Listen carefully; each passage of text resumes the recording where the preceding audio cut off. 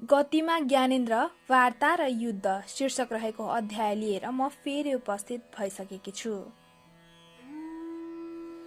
उत्कर्ष गद्दीमा ज्ञानेन्द्र वार्ता र युद्ध। हिजोसम्म माओवादीका लागि निर्मल निवास राष्ट्रवादको परमधाम थियो भने आज उसले त्यहाँ अमेरिकी साम्राज्यवाद र भारतीय विस्तारवादको अखडा देखेको छ। रामचन्द्र पौडेल तत्कालीन उप प्रधानमन्त्री तथा नेपाली कांग्रेसका नेता माओवादीको द्वैध नीतितर्फ इंगित गर्दै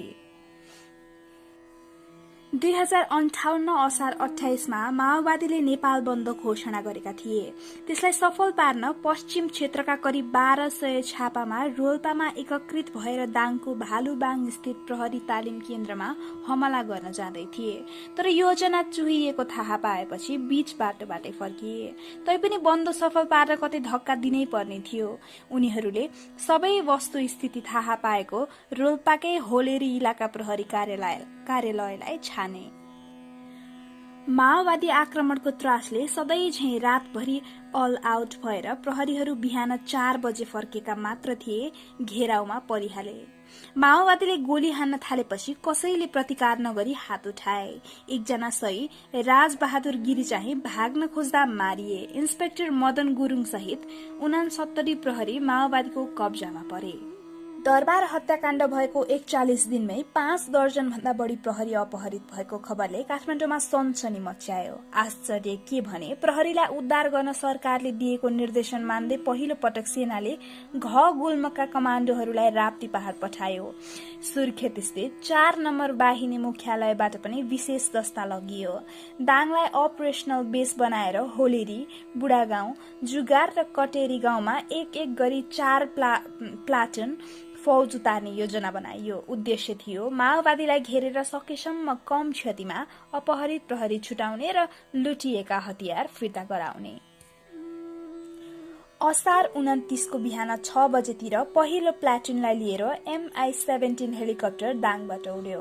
मौसम खराब थियो। 10 मिनटको उडान पूरा गर्न आधा घण्टा लाग्यो। त्यो टोलीलाई जुगारमा उतारियो अनि दोस्रो प्लाटुन लिन जान हेलिकप्टरले टेक अफ गरेको 1 मिनट बितेको थिएन पटटट आवाज आयो। पाइलट विनायक सिंहलाई लाग्यो इन्जिन फेल भयो होला। लडाईँको अनुभव नै थिएन, गोली चलेको पत्तै पाइएन। यसो हेर्दा त आफ्नै बायाँ तिग्रालाई गोलीले छेडिसकेको रहेछ। छेवैमा रहेका लेफ्टिनेन्ट रुद्र पौडेलको हात त रक्तामे भइसकेछ अनि सिपाही नरबहादुर खत्रीको पेटमा गोली लागेछ। गोली बायाँपट्टि माथिको डाँडाबाट हानिएको थियो। 330 बुलेटले MI-17 को टेल युनिट र फ्यूल ट्याङ्क सहित 21 ठाउँमा दुलो बनाइसकेको थियो। तेल चुहाउँदै गरेको हेलिकप्टरलाई अलि पर बुढागाउँमा आपतकालीन अवतरण गराइयो। त्यहाँबाट अर्को सानो एलुवेट हेलिकप्टरबाट घाइतेहरूलाई प्युठान पुर्याइयो अनि भैरहवा हुँदै काठमाडौँ लगियो। माओवादीले शाही नेपाली सेनाका सिपाहीहरूलाई आक्रमण गरेर घाइते बनाएको त्यो पहिलो घटना थियो। होलेरीमा खटिएका माओवादी कमिशनर अनन्त र कमाण्डर पासाङका निम्ति पनि त्यो सबै घटनाक्रम अप्रत्याशित थियो। हेलिकप्टरको आवाज सुनेर उनीहरूले अपहरित प्रहरीलाई त हतार अन्यत्र पठाएका थिए। तर आफ्नै टाउकामाथि MI-17 आएपछि भक्काभक गोली दाग्नुको विकल्प रहेन। सुरुमा तिनले ठाने प्रहरीले सेनाको हेलिकप्टर लिएर आएछ। हान्निँदै तल खोलामा झरेपछि पो देखे सेना नै आइसकेछ। सेनाले 4 मध्ये त्यही एक प्लाटुन सिपाही मात्र त्यहाँ उतार्न सकेको थियो। तिनलाई झण्डै 500 छापामारले घेरिहाले। उद्धार गर्न गुल्मको स्पेशल फोर्स बोकेर गएको सुपर पुमा र पुमामाथि पनि गोली हाने। ती हेलिकप्टरमा मेसिन गन GPMG पनि जडान थियो। कमाण्डोहरूले चलाउन खोजे तर अपरेशनल कमाण्डरले ट्रिगरमा पुगिसकेको हात हुत्याइदिए। परिणाम त दोहोरो भिडन्त हुन पाएन। माओवादीसँग नभिड्ने सेनाको केन्द्रीय नीति कायमै थियो। नुवा गाउँमा गोली चलाउन नपाएपछि काठमाडौँबाट गएका विशेष तालिम प्राप्त 42 कमाण्डोहरू भुइँमा उत्रिनै पाएनन्। उनीहरूलाई लिएर गएको सुपर पुमा हेलिकप्टर त क्षतिग्रस्त नै भयो। जेनतेन दाङ फर्काइयो।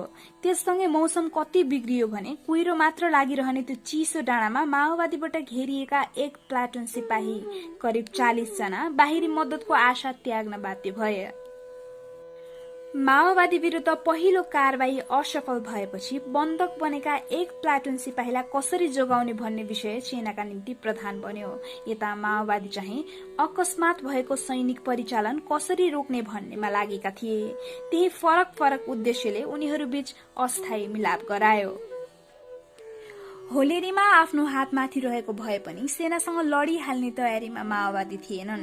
फेरि त्यसबेला लड्नुको अर्थ अविश्वासबाट गुज्रिरहेका प्रधानमन्त्री गिरिजाप्रसाद कोइराला र राजा ज्ञानेन्द्रलाई राजनीतिक रूपमा मिलाइदिनुहुन्थ्यो, जुन उनीहरू चाहँदैन थिए। त्यसैले सम्पर्कमा रहे जति च्यानल प्रयोग गरे। कृष्ण सेनले पूर्वाञ्चलाधीश सूर्यबहादुर सेन ओलीसँग कुराकानी गरे। कोही पूर्व सेनापति सच्चित शमशेर राणा कहाँ गए। पद्यरत्न तुलाधर, डाक्टर केबी रोकाया, माधव मरहट्टा लगायतको टोली चाहिँ सैनिक मुख्यालय नै पुग्यो। त्यहाँ उनीहरूले प्रष्ट प्रस्ताव राखे, सेनाले कारबाही रोकोस्, हामी अपहरित प्रहरीलाई मुक्त गराउँछौ। उनीहरूले लेफ्टिनेन्ट जनरल प्यारजङ थापा र युद्ध कार्य महाशाखा प्रमुख कल्याण रायमाझीसँग छलफल गरेका थिए। दुवै पक्ष रिट्रिट हुने सहमति भयो। त्यस निम्ति अधिकार कर्मीहरूलाई रोल्पा पठाउने, उनीहरू मार्फत माओवादीले प्रहरी छाड्ने र दुवै पक्षले आफ्ना सेना फर्काउने टुङ्गो लाग्यो। लगत्तै अधिकार कर्मीहरूको टोली रोल्पा पुग्यो, जसमा डाक्टर मथुरा प्रसाद श्रेष्ठ, मुक्ति प्रधान, सुदीप पाठक, डाक्टर भोगेन्द्र शर्मा, कल्याणदेव भट्टराई लगायत थिए। तीमध्ये अधिवक्ता प्रधान त भित्री रूपमा माओवादीका क्षेत्रीय ब्युरो सदस्य नै थिए। अरू धेरैलाई आफू सेना माओवादी सहमतिको अंग बनेको पत्तै थिएन। उनीहरू रोल्पा पुगे लगत्तै माओवादीले अपहरित प्रहरी छाड्न थाले। केन्द्रमा भएको सहमति अनुरूप रोल्पामा पनि सेना र माओवादी बीच भद्र समझदारी भइसकेको थियो। नुवागाउँको भराले पाखामा माओवादीका पश्चिमाञ्चल सैन्य इन्चार्ज वर्षमान पुन अर्थात अनन्तको अगुवाईमा घेराउमा परेका सैनिकहरूसँग पहिले माइक वार्ता र त्यसपछि पत्राचार गरिएको थियो। त्यस क्रममा दुवै पक्षले केन्द्रमा सहमति भएको उल्लेख गरेका थिए। पहिलो पत्र अनन्तले लेखेका थिए भने लगत्तै नेपाली सेनाका तर्फबाट जवाफ आएको थियो। माओवादी नेता अनन्तले लेखेको पत्र यस्तो थियो: प्रिय कमान्डर, अभिवादन। विशेष हामी हाम्रो कार्यक्रमको क्रममा यहाँ आउँदा तपाईहरूसँग भेट भएकाले 2000 जनसेनाले घेराबन्दी गरेका छौं। हामी केन्द्रीय नीति जेन्टलमेन एग्रिमेन्टमा अडिग रहँदै वार्ता गर्न र निकास दिन तयार छौं। यदि हामी माथि चार्ज भएमा प्रत्याक्रमण गर्न नैतिक रूपमा बाध्य हुनेछौं। सहयोग र समझदारीको अपेक्षा सहित। कमान्डर, जनसेना नेपाल। सेनाका कमान्डरले माओवादी पत्रको यस्तो प्रत्युत्तर दिए: आदरणीय दाजुभाइ तथा दिदीबहिनीहरू, तपाईहरूको पत्र प्राप्त भयो। पत्रमा उल्लेख भए अनुसारको वार्ता हाम्रो केन्द्रीय लेभलबाट भइरहेको छ। तपाईहरूप्रति हाम्रो केही वैमनस्य छैन। तपाईहरू आफ्नो बाटो लाग्नु भएमा र चार्ज नगर्नु भएमा हामी पनि तपाईँ उप चार्ज गर्ने छैनौं। तपाईहरूले हेलिकप्टर हाम्रो लागि बस्न दिनुहोस्। माथिबाट केन्द्रीय लेभलबाट भएको वार्ताको सार प्राप्त हुन साथ हामी पनि अवगत गराउनेछौं। तपाईहरू आफ्नो बाटो लाग्नुहोला। कमान्डर शाही, नेपाली सेना। नेपाली सेना र माओवादी जनसेना बीच भएको पहिलो पत्राचार थियो त्यो। चिठी आदान प्रदानपछि जनसेनाका 2 सेना सन्तोष र अविरल र नेपाली सेनाका 2 प्रतिनिधिले आधा घण्टा आम्ने सामने वार्ता समेत गरे अनि केन्द्रमा भएको जेन्टलमेन एग्रिमेन्टका आधारमा दुवै पक्ष हात हल्लाउँदै विदाबारी भए। प्रधानमन्त्रीको बहिर्गमन। होलेरीको हंगामा रोल्पामा साम्य भइसकेको थियो। त्यसले राजधानीमा चाहिँ राजनीतिक भुइँचालो ल्याउँदै थियो। जब सेनाका कमाण्डोहरू रोल्पातर्फ गए, सरकारले व्यापक प्रचार गर्न थालिसकेको थियो। माओवादी विरुद्ध सैनिक अपरेसन शुरू भयो। उनीहरू घेरामा छन् आदि। काठमाडौँका समाचार सुन्दा लाग्थ्यो रोल्पामा भीषण भिडन्त भइरहेछ। यथार्थमा त्यहाँ सेनाले एउटा गोली समेत चलाएको थिएन, बरु माओवादीसँग भद्र समझदारी गरेर फर्कदै थियो। सबभन्दा ठूलो भ्रममा स्वयं प्रधानमन्त्री कोइराला थिए। उनलाई गुप्तचर विभागका उच्च अधिकारीले सेना गएको भोलिपल्ट संकेत गरेका थिए, सर यसमा चाहिँ भर नपरौं है।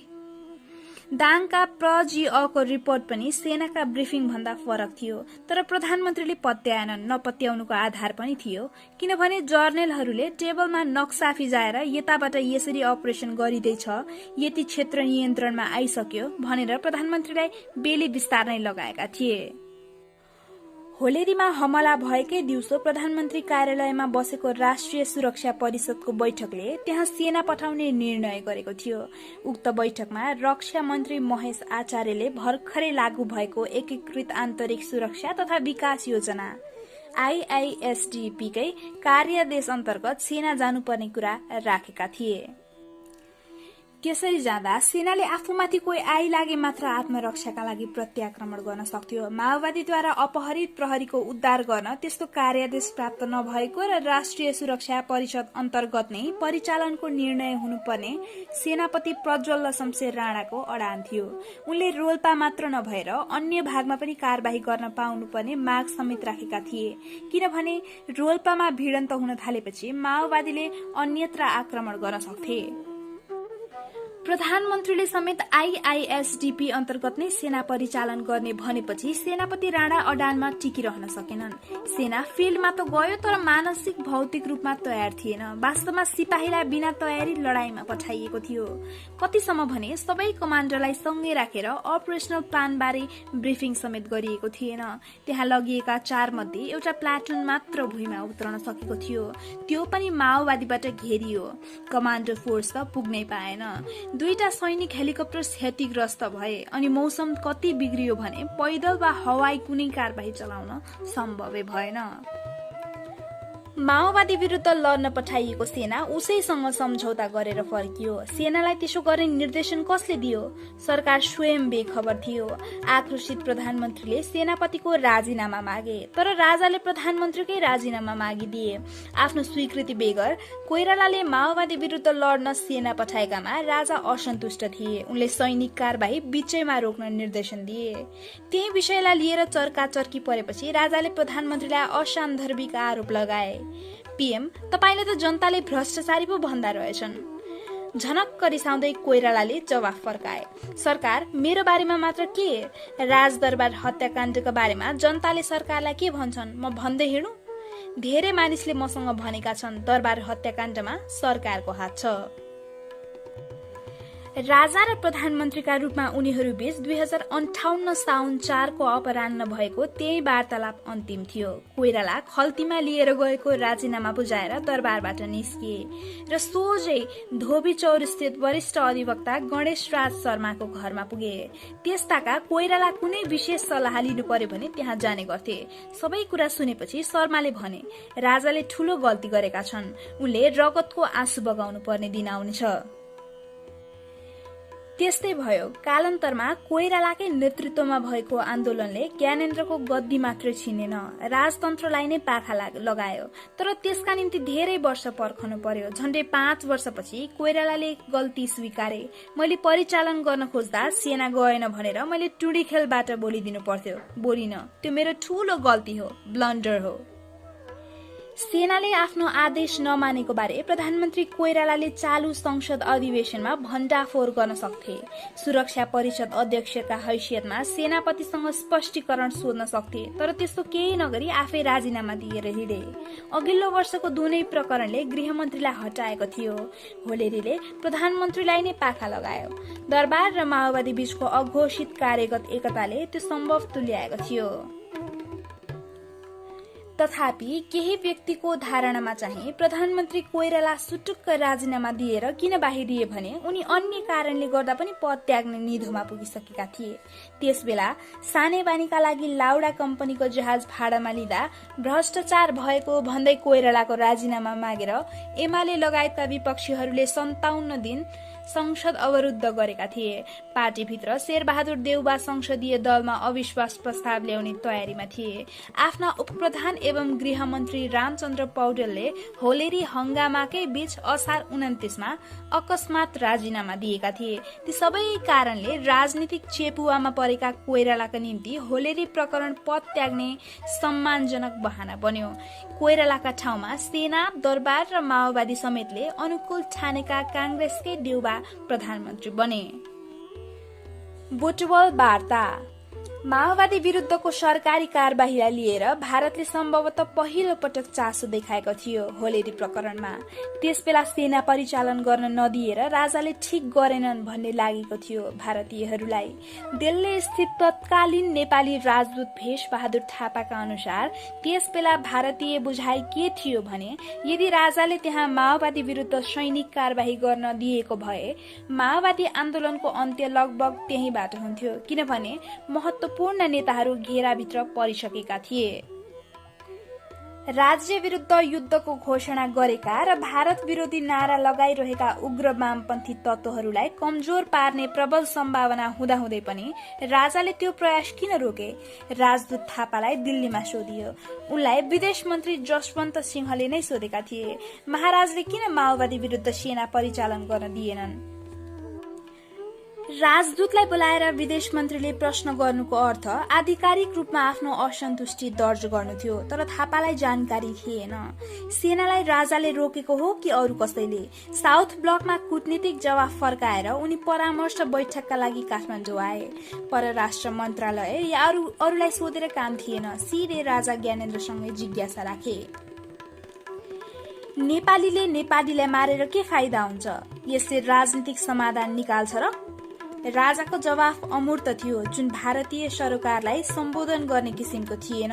एकातिर हामीले भारतबाटै हतियार, तालिम र गुप्तचरी सूचना खोजिरहेका थियौं र जुन समूहसँग लड्न त्यो मागिएको थियो त्यसै प्रतिको रणनीतिमा परिवर्तन आए जस्तो देखियो। त्यसले एक किसिमको संशय उत्पन्न गर्यो, थापा सम्झन्छन्।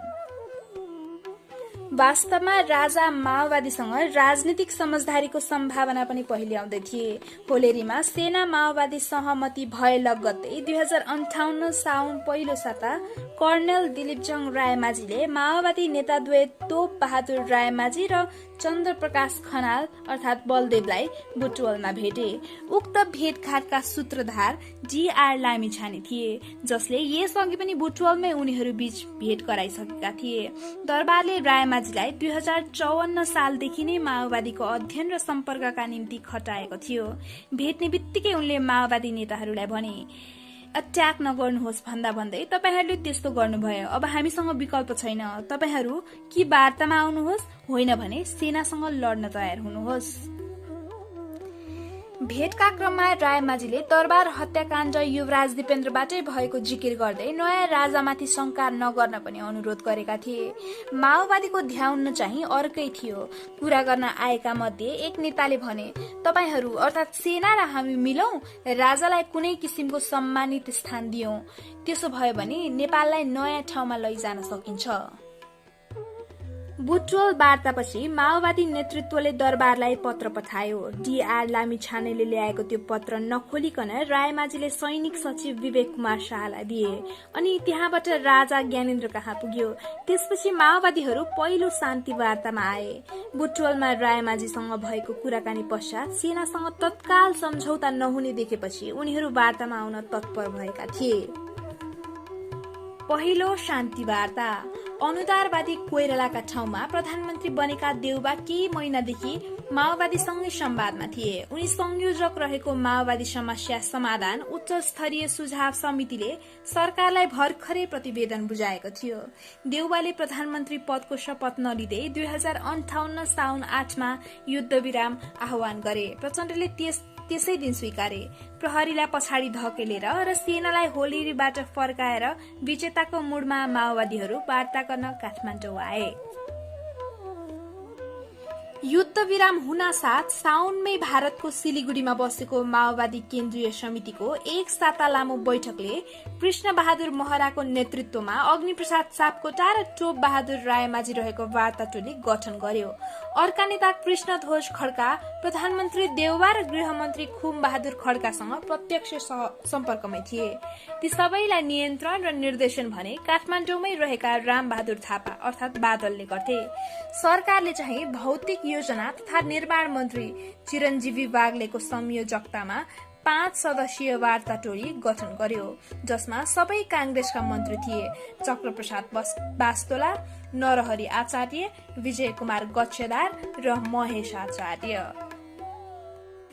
वार्ताका निम्ति प्रधानमन्त्री देउवाले भदौ 10 मा प्रचण्डलाई लिखित पत्र पठाए।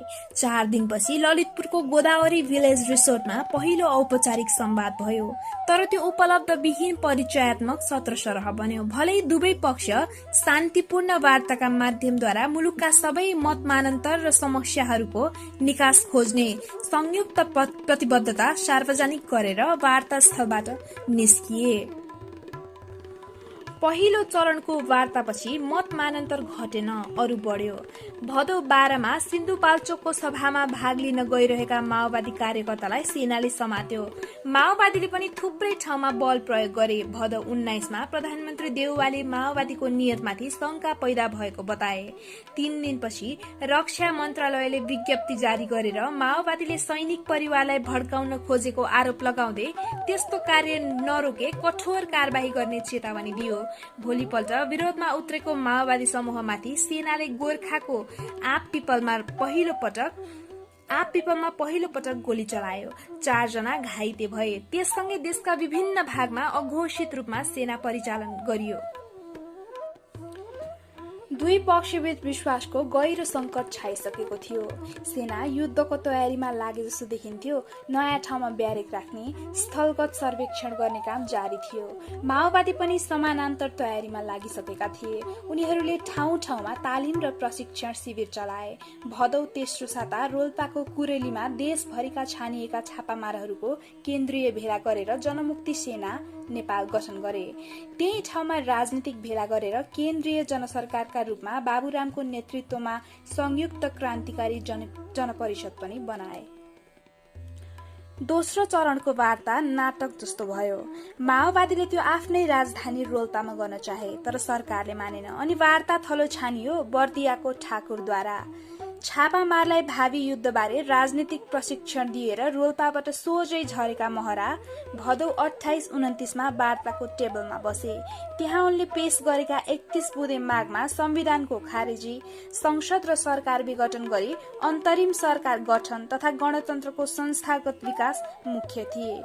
तर ती यस्ता विषय थिए जसलाई पूरा गर्न सक्ने हैसियतमा देउबा सरकार थिएन। देउबा स्वयंले पछि भने उनीहरू अर्थात माओवादीले संविधान सभा मागेका थिए। म प्रधानमन्त्री भए पनि उनीहरूको माग पूरा गर्न सक्ने स्थितिमा थिइन। त्यसबेला कांग्रेस पार्टीले संविधान सभा माग गरेको थिएन। राजा पनि संविधान सभा दिन चाहदैन थिए। म कसरी दिन सक्थे? यही कारण थियो मेरो पालामा वार्ता विफल भएको हो। आफूहरूसँग वार्ताको सम्भावना खोज्ने राजा वीरेन्द्रको हत्या लगत्तै होलेरीमा सेना घेर्न आएपछि माओवादीहरू टुङ्गोमा पुगेका थिए। अब दरबारसँग सहकार्य सम्भव छैन। गणतन्त्रलाई नै नारा बनाएर जानुपर्छ। एकपटक सेनासँग लड्नै पर्ने हुन्छ। त्यसका निम्ति एकातिर उनीहरूलाई सैनिक तयारी गर्न, छापामारहरूलाई संगठित पार्न समय चाहिएको थियो भने अर्कातर्फ आफू शान्ति वार्ताप्रति इमान्दार रहेको आम जनतालाई देखाउनु थियो। त्यसरी वार्ता गर्दा सत्ता पक्षले संविधान सभा मानेमा ठिकै छ, नत्र सेनासँगै लड्ने तयारीमा लाग्नुपर्छ भन्ने सोच थियो उनीहरूको। त्यही अनुरूप युद्ध विरामको खुला परिवेशलाई जनपरिचालन गर्ने, शहरी क्षेत्रमा प्रभाव बढाउने र युद्धको तयारी गर्ने अवसरका रूपमा लिए माओवादीले। सिलिगुडी शीर्ष भेट। सरकारसँग वार्ता चलिरहेकै बेला माओवादीले फरक प्रयास गरे पूर्वी सीमा पारी। 2058 साउन 31-32 मा सिलिगुडीमा 6 वटा कम्युनिस्ट पार्टीका 11 नेता एकै ठाउँ भेला भएका थिए। तिनमा थिए एमालेका महासचिव माधव कुमार नेपाल र स्थायी समिति सदस्य ईश्वर पोखरेल, मालेका महासचिव वामदेव गौतम, मसालका महामन्त्री रामसिंह श्रेष्ठ, एकता केन्द्रका महामन्त्री नारायण काजी श्रेष्ठ अर्थात प्रकाश र नेता लीलामणि पोखरेल, नेमकिपाका अध्यक्ष नारायण मान बिजुक्छे र केन्द्रीय सदस्य सुनिल प्रजापति। उनीहरूसँग माओवादीका प्रचण्ड, किरण र बाबुरामले पहिलोचोटि सामूहिक वार्तालाप गरेका थिए। सिलिगुडी भेटमा नेताहरूलाई बोलाउने लगायत संयोजनको काम एकता केन्द्रका महामन्त्री प्रकाशले गरेका थिए। उनका अनुसार सिलिगुडीमा जे सहमति हुन्छ माओवादीले त्यही कुरा सरकारसँग वार्ताको टेबलमा राख्ने अनि सबै वाम पार्टीले त्यही मुद्दालाई लिएर आन्दोलन गर्ने उद्देश्य साथ बैठक बोलाइएको थियो। त्यहाँ प्रचण्डले प्रस्ताव राखे, यदि एमाले माओवादी सहित सम्पूर्ण वामहरूले संगठित आन्दोलन गर्ने हो भने वार्ता र व्यापक जनदबावबीच शान्तिपूर्ण ढंगबाट नेपालमा गणतन्त्र स्थापना हुन सक्छ। तर सोझै गणतन्त्र स्थापना गर्ने माओवादी प्रस्तावमा एक केन्द्र बाहेक कुनै पार्टी सहमत थिएन। एकता केन्द्र बाहेक कुनै पार्टी सहमत थिएन। अर्को प्रस्ताव संविधान सभा मार्फत अगाडि बढ्ने भन्ने थियो। त्यसका निम्ति अन्तरिम सरकार बनाउने, संसद विघटन गर्ने, गणतन्त्रको पूर्व शर्त राखेर संविधान सभा चुनाव गराउने र गणतन्त्र घोषणा गर्ने मार्गचित्र प्रस्तुत गरिएको थियो। प्रकाशका अनुसार संविधान सभाको मुद्दामा चाहिँ एमालेका बाहेक सबै नेता सहमत भए। एमाले महासचिव नेपालले व्यक्तिगत रूपमा आफू सकारात्मक रहे पनि त्यसबारे पार्टीमा छलफल गरेर निर्णय लिइने बताए। सिलिगुडीबाट फर्केर उनले केन्द्रीय कमिटी बैठक पनि बोलाए, जसले निर्णय गर्यो अन्तरिम सरकार, नयाँ संविधान, संविधान सभा र गणतन्त्रको स्थापना जस्ता आग्रहले अन्तत देशको राष्ट्रिय स्वतन्त्रतामाथि खतरा उत्पन्न गर्ने र 2046 सालको जनआन्दोलनका उपलब्धि समेत गुम्ने खतरा रहेको छ। त्यो निर्णय सिलिगुडीमा माओवादीले अपेक्षा गरे भन्दा बिल्कुल फरक थियो। त्यसबेला एमाले 2047 सालको संविधान संशोधन गर्दा समेत राजाले सत्ता हत्याउँछन् भन्ने ठान्थ्यो। त्यसमाथि प्रतिस्पर्धी माओवादीको अग्रसरतामा गणतन्त्रमा प्रवेश गर्न त झनै तयार थिएन। हामी त्यतिबेला गणतन्त्रलाई तत्कालीन लक्ष्य बनाउने पक्षमा थिएनौं, बरु राजालाई सहमति गरेर नै समाधान खोज्ने पक्षमा थियौं। 4 वर्षपछि माधव कुमार नेपालले खुलासा गरे। एमालेले गणतन्त्रमा नजाने निर्णय लिएपछि माओवादी मुखपत्र मार्फत नेपाललाई राजावादीको आक्षेप मात्र लगाइएन, सिलिगुडीमा माओवादी पक्षबाट राखिएको संघर्षको गोप्य योजना उनले राजालाई सुनाएको आरोप समेत लगाइयो। त्यसबाट एमाले माओवादी सम्बन्ध मात्र तिक्त बनेन, माओवादी भित्रै झगडा उब्जियो। जनादेशमा त्यो समाचार माओवादी नेता रविन्द्र श्रेष्ठ आफैले लेखेका थिए, जसप्रति बाबुरामको गम्भीर असहमति थियो। आफ्नो पक्षमा लिनुपर्ने मान्छेलाई ठोक्नु गलत रहेको बाबुरामको धारणा थियो। उनले नेपाललाई फोन गरेर जनादेशमा छापिएको समाचार पार्टीको आधिकारिक मत नरहेको जानकारी दिएपछि मात्र एमालेसँग सम्बन्ध थोरै सुधार भयो। सेनासँगै लडाई, वामपन्थी पार्टीहरूसँग सहकार्य नभएपछि माओवादीले आफ्नै अग्रसरतामा जनपरिचालनको कोशिश थाले। वार्ताकै क्रममा लाखौं लाख जनसमुदायलाई सड़कमा उतारेर अन्तर्विरोध र अकर्मण्यताको भूमरीमा घुमिरहेका प्रक्रियावादी र संशोधनवादी राजनीतिक गुटहरूलाई अलग थलग पार्न सम्भव छ। यही प्रक्रियामा अकर्मण्य रहिरहेको दुश्मनको सेनालाई छिन्न भिन्न पार्न तथा जनताको सेनालाई आश्चर्यजनक तीव्रता साथ विस्तार गर्न पनि सम्भव छ। उनीहरूले यस्तो निष्कर्ष निकाले। माओवादीले मुख्य शहरमा जनसभा गरिसकेका थिए। उत्कर्षको कार्यक्रम 2058 असोज 5 मा काठमाडौँमा 5 लाख मान्छे जुटाएर गर्न लागि थियो। उद्देश्य दुईटा थिए। शक्ति प्रदर्शनबाट 3-4 दिन काठमाडौँ अस्त व्यस्त पारेर सरकारलाई संविधान सभाको माग स्वीकार्न बाध्य पार्ने, वा सम्भव भए त्यसै बीच त्यही जनसमूह परिचालन गरेर जनविद्रोह मार्फत सोझै सत्ता कब्जा गर्ने। त्यही प्रयोजनका निम्ति भदौदेखि नै व्यापक संख्यामा मान्छेहरू राजधानीमा ओसार्न थालियो। उनीहरूलाई स्कुल, कलेज, सार्वजनिक थलो र निजी घरमा जबरजस्ती राख्ने क्रम शुरू भयो। काठमाडौँमै जनअदालतको अभ्यास गरियो। माओवादी ज्यादतीको प्रतिवाद गर्दा केही ठाउँमा आगजनी र कुटपिट समेत गरियो। काठमाडौँका भित्ताभरि हतियार र लाल झण्डा बोकेको समूह राजदरबारतिर जाँदै गरेका, दरबारको टावर भत्काएका पोस्टरहरू टाँसिएका थिए। केही कार्यकर्तालाई खुकुरी र लाठी सहित काठमाडौँ पठाइँदै थियो। हल्ला चल्यो। हजारौं छापामार बन्दुक सहित राजधानी छिर्दैछन्। हतियार राखेकै आशंकामा विभिन्न क्याम्पसका छात्रावासमा प्रहरी र सेना समेतले छापा मारे।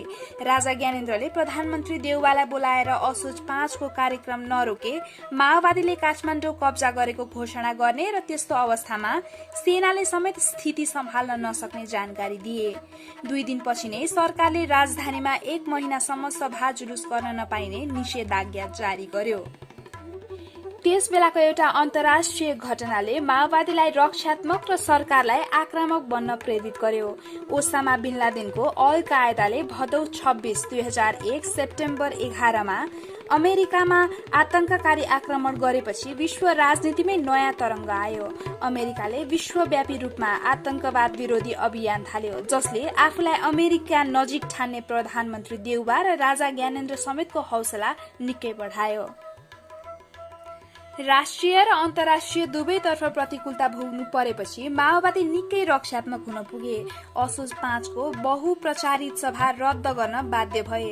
त्यसो नगर्नुको अर्थ निषेधाज्ञा तोडेर सोझो टकरावमा उत्रिनु हुन्थ्यो, जसबाट फाइदा भन्दा नोक्सानी बढी हुने उनीहरूले देखे। किनभने काठमाडौँमा उनीहरूको जनाधार त थिएन नै।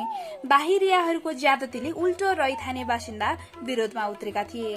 माओवादी नेतृत्वले त्यसतर्फ विचार पुर्याउन नसक्दा राजधानीमा जनविद्रोह होइन, जनसभा समेत हुन सकेन। माओवादीले काठमाडौँमा गर्न लागेको अनेरा सोभियु क्रान्तिकारीको 15औं सम्मेलन विराटनगरमा सार्नु पर्यो। त्यति मात्र नभई तेस्रो चरणको वार्तामा बस्दा तत्कालका लागि गणतन्त्रको माग समेत फिर्ता लिनु पर्यो। तर जतिसुकै लचिलो भए पनि सरकार संविधान सभाका निम्ति तयार भएन। फेरि युद्ध हुने नै देखेपछि प्रचण्ड, किरण, बाबुराम, बादल, अनन्त, बलदेव जस्ता नेताहरूले फौजी रणनीति तय गर्न चितवनमा बैठक गरे। लामो छलफलपछि उनीहरूले आफ्नो सबभन्दा प्रभाव रहेको पश्चिम क्षेत्रमा सैनिक ब्यारेकमै हमला गर्ने, तुलनात्मक रूपले कमजोर रहेको पूर्व र मध्य क्षेत्रमा चाहिँ सदरमुकाम मात्र कब्जा गर्ने, ब्यारेकमा आक्रमण नगर्ने योजना बनाए। तत्पश्चात कार्तिक 28मा गोदावरी रिसोर्टमै भएको तेस्रो र अन्तिम वार्ता देखावटी जस्तै भयो।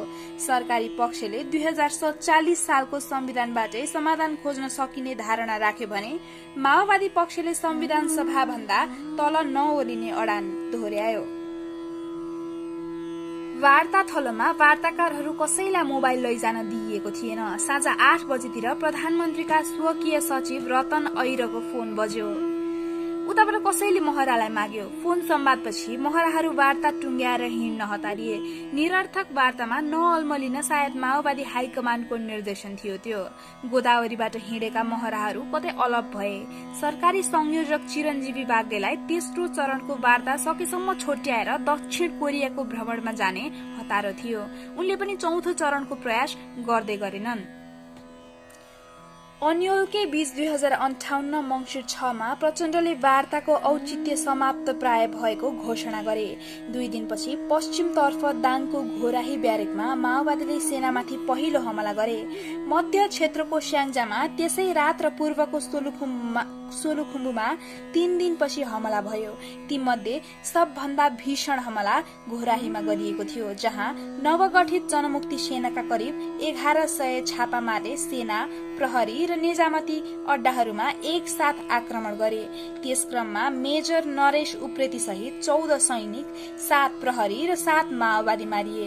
झण्डै 225 आधुनिक हात हतियार, 50,000 गोली, 80 क्विन्टल जिलेटिन सहित 12 गाडी सामान लुटेर लैजान माओवादी सफल भए। विफलताका कारक 2058 सालको वार्ता असफल हुनुका अनेक कारण थिए। माओवादी र सत्तापक्ष दुवै वार्तालाई सफलतामा पुर्याउन कटिबद्ध देखिएनन्, बरु उनीहरू भावी युद्धको तयारीमा लागिसकेका थिए। सायद त्यसैले युद्ध विरामको आचार संहिता समेत निर्धारण गरिएको थिएन। अधिकार कर्मीद्वय पद्य रत्न तुलाधर र दमननाथ ढुङ्गानालाई सहजकर्ता तोकिएको थियो, तर न लिखित कार्यादेश दिइयो न त भूमिका। गोदावरीमा भएको पहिलो चरणको वार्तामै समस्या देखियो। वार्तालाई सहज बनाउन खटाइएका सहजकर्तालाई बैठक कक्षमै बस्न दिइएन। तुलाधरका शब्दमा हामीले एकदमै अपमानित महसुस गर्यौं। घण्टौं अर्कै कोठामा बस्नु पर्यो। दमनजी त छाडेर जाउँ समेत भन्दै हुनुहुन्थ्यो। मैले रोकेर राखेँ। प्राविधिक कमजोरी उत्तिकै थियो। संयुक्त वक्तव्य समेत हातैले लेखेर जारी गर्नु पर्थ्यो। दोस्रो चरणको बर्दिया वार्तामा त्यस्तै भयो। माओवादीले माग पत्र पेश गर्नु पूर्व खुसरुक्क तुलाधरलाई देखाए। केही ठाउँमा केयरमेट गरिएको रहेछ। मैले यस्तो हुँदैन, यो त ऐतिहासिक कुरा हो, राम्रो प्रिन्ट गर्नुपर्छ भने, तर खोज्दा कम्प्युटर थिएन। त्यसलाई त्यत्तिकै पेश गरियो। तुलाधर सम्झन्छन् सरकारी टोलीले पनि माग पत्रको जवाफ हातैले लेखेर दियो। त्यस्तो हेलचेक्राइ किन भयो भने माओवादी र सरकार दुवै पक्षले वार्तालाई गम्भीरतापूर्वक लिँदै लिएका थिएनन्। त्यस बेला युद्ध विराम र वार्ता गर्नुपर्ने हुनुपर्ने केही वस्तुगत कारण चाहिँ थिए। मारकाट कति भइसकेको थियो भने जसरी भए पनि शान्ति भइदिए हुन्थ्यो भन्ने आम जनता चाहन्थे, जसले गर्दा सबै पक्षलाई वार्तामा आउन एक किसिमको दबाव पर्यो। वार्ताकै नारा दिएर सत्तामा पुगेका प्रधानमन्त्री देउबाका निम्ति त त्यो अनिवार्य थियो, चाहे सफल होस् वा असफल। ज्ञानेन्द्र भर्खरै ठूलो हत्याकाण्डको पृष्ठभूमिमा राजा भएका थिए र सत्ता यन्त्रका सबै अवयवलाई नियन्त्रणमा लिन भ्याइसकेका थिएनन्। त्यसैले उनलाई पनि युद्ध विराम चाहिएको थियो। प्रहरी त लगभग हारिसकेको थियो, तर युद्ध लड्न सेना तयार भइसकेको थिएन। होलेरीको विफलताले हतप्रभ बनाएपछि माओवादीसँग भिड्न सेनालाई पनि समय चाहिएको थियो। माओवादीले पनि होलेरीमा हठात सेनाको सामना गर्नु परेको थियो, जोसँग भिड्ने तयारी उनीहरूले गरिसकेका थिएनन्। त्यसैले समय चाहिएको थियो। फेरि भर्खरै दोस्रो राष्ट्रिय सम्मेलनले एकातिर वार्ता र संविधान सभाको नरम नीति पारित गरेको थियो भने अर्कातिर जनयुद्धमा शहरी आम विद्रोहको रणनीति अर्थात फ्युजन गर्ने प्रचण्ड पथको योजना बनाइएको थियो। त्यसका निम्ति पनि उनीहरूलाई राजधानीमा केन्द्रित हुनु थियो। 2058 साउनमा सिलिगुडीमा गरिएको माओवादी केन्द्रीय समिति बैठकले दुईटा विशिष्ट सम्भावनालाई ध्यानमा राख्दै वार्तामा जाने निर्णय गरेको थियो। सफल भए त्यसलाई जनताको विजयमा बदल्ने र असफल भए आम जनतालाई विद्रोहमा उतार्ने। तर न वार्ता सफल भयो न त माओवादीले विद्रोह गर्न सके। बरु युद्ध विरामका बेला भएका विभिन्न घटनामा 12 कार्यकर्ता गुमाए तापनि 200 भन्दा बढी कार्यकर्तालाई उनीहरूले जेलबाट छुटाउन सके। टुटेको संरचना जोड्न पाए, शहरमा पस्न पाए। सबभन्दा महत्वपूर्ण कुरा, वार्तामा आएर राजनीतिक शक्तिको मान्यता हासिल गरे। सिलिगुडी बैठकले वार्ताका क्रममा अन्तिम क्षणसम्म निशर्त संविधान सभा मात्र भनिरहने, केही उपाय नलागे मात्र संवैधानिक राजतन्त्र सहितको सशर्त संविधान सभा स्वीकार्ने नीतिगत निर्णय समेत गरेको थियो। त्यसै अनुरूप तेस्रो चरणको वार्तामा बस्दा माओवादीले तत्कालका लागि भन्दै गणतन्त्रको माग समेत फिर्ता लिएका थिए। तर सरकारलाई सशर्त वा निशर्त कुनै पनि किसिमको संविधान सभामा तयार नदेखेपछि माओवादीले युद्ध विराम भंग गर्ने बाटो समाते।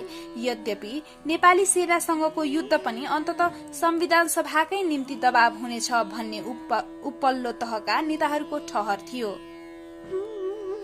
माओवादीले वार्ता भंग हुने र सेनासँग भिड्नै पर्ने देखेपछि जसले हान्यो त्यसले जान्यो भन्ने नेपाली उखान पछ्याउँदै लडाईँको पहल कदमी आफ्नो हातमा लिएका थिए। उनीहरूले राष्ट्रको अन्तिम सशस्त्र शक्तिलाई त्यसबेला युद्धमा ताने, जुन बेला दरबार हत्याकाण्डका कारण पुरै राज्य खलबलिएको थियो। सेनामाथि हात हालेपछि विद्रोहीहरूलाई सरकारले आतंककारी घोषित गर्दै देशव्यापी संकटकाल लगाएर फौजी कार्यवाही शुरू गर्यो। त्यसपछि शहरी क्षेत्रमा विभिन्न आवरणमा सञ्चालित माओवादीका छद्य गतिविधि बन्द भए। धेरैजना समातिए।